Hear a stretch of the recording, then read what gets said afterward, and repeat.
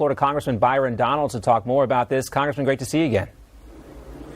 It's good to seeing you. All right. Well, I mean, this, if you take a step back from all the weeds and the inside baseball that goes on there and the legislative process and cloture votes and this and that, this is an impossible situation. Nancy Pelosi cannot get the moderates on board with the progressives. Progressives can't get the moderates on board with them either. Nobody can agree. And in the meanwhile, Joe Biden's MIA, his whole agenda is falling apart. You hear these progressives now saying they're trying to defend the Biden agenda. Joe Biden isn't defending the Joe Biden agenda. Well, listen, Joe Biden can't defend anything because he's been an abject disaster. Everybody knows that. But specifically to this bill, the reason why they're having such a problem is because the infrastructure bill unleashes the Bernie Sanders agenda on the United States of America. Let's be very clear. You're talking about in the budget reconciliation bill, you have a child tax credit that won't go away. You have free community college payments, which won't go away. You have paid family medical leave that won't go away. You have direct payments to give people who are upper middle class and millionaires tax credits to go buy Teslas. That won't go away. You have the largest tax increases on small businesses, medium-sized businesses, and big businesses in the history of our country. Oh, and by the way, you're bringing in the Green New Deal. That is the problem in an agenda that has failed everywhere else. This is the last piece of what they wanted to do. The president can't sell it because they know he has no credibility whatsoever. And the progressives, frankly, are just holding their feet in the sand. They don't want to budge. And quote unquote, moderate Democrats understand that their voters back home, their small business owners back home, want no piece of a part of what's happening here on Capitol Hill because it will be disastrous for small businesses across America. It seems like this was the inevitable outcome here, given what is in the bill. They tried to hold it back for so long. But, fortunately, there were some folks who actually read the bill. We talked about yesterday on how they want to charge businesses, if they don't get their employees vaccinated, $70,000 to $700,000. But what is the most offensive thing that you have found that Democrats have tried to sneak in this so-called bipartisan infrastructure deal?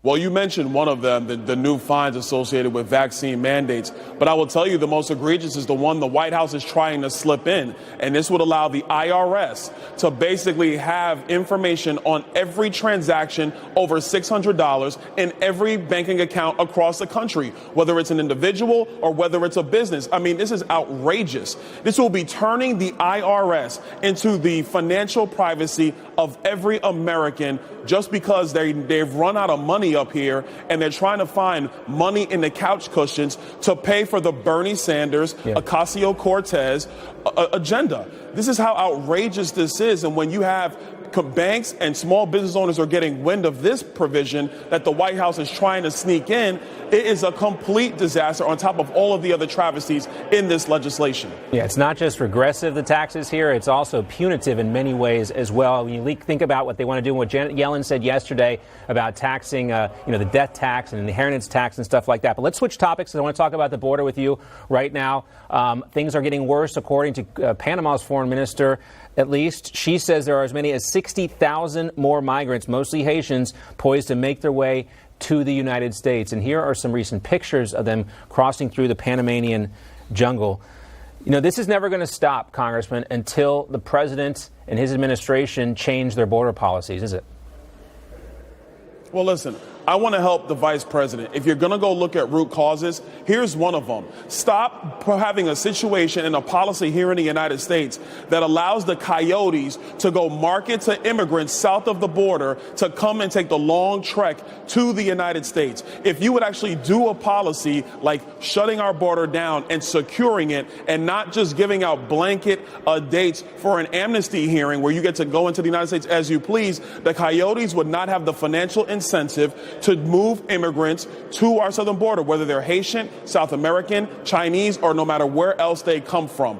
But the number one issue we have is that this administration wants open borders. They want the border overrun. They want Border Patrol overwhelmed. And what they continuously do is just move people all across the United States to spread the problem out so we don't see pictures of it under the bridge in Del Rio, Texas, or like we were seeing earlier this year, cages at our southern border.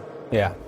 Neither one of those situations is where anyone wants this to be. They can't process the migrants coming across the border. Even President Obama knows that open borders don't work. This quote was reportedly left out from the televised portion of his interview with ABC News this week on Good Morning America. Quote, "We are a nation state. We have borders. The idea that we can just have open borders is something that, as a practical matter, is unsustainable." But why do you think they edited that portion out of the interview, Congressman? ABC edited that portion out because big media is a part of the lie that, frankly, you can have open immigration and it's not a problem.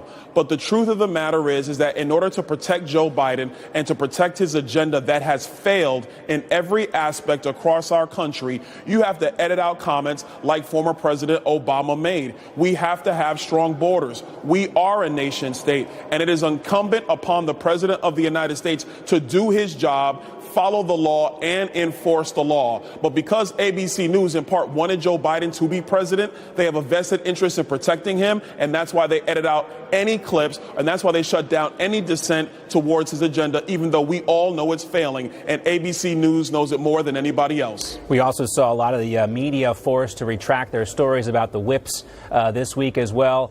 We don't know where this quote-unquote investigation is going to go, but Congressman, you have to agree that it's just absurd that they're putting the pressure on these Border Patrol agents to get vaccinated before October 10th, I believe, on top of all this pressure that they're going through right now, and you have this fake investigation of these mounted guys. You really wonder what the priorities are at the administration. Is it really protecting the border, or is it going after Border Patrol agents? We got to run there. Congressman, great to see you. Thanks so much, and we'll wish you the best of luck up there in Washington, D.C. as we wait on the Democrats. Thanks so much, Congressman.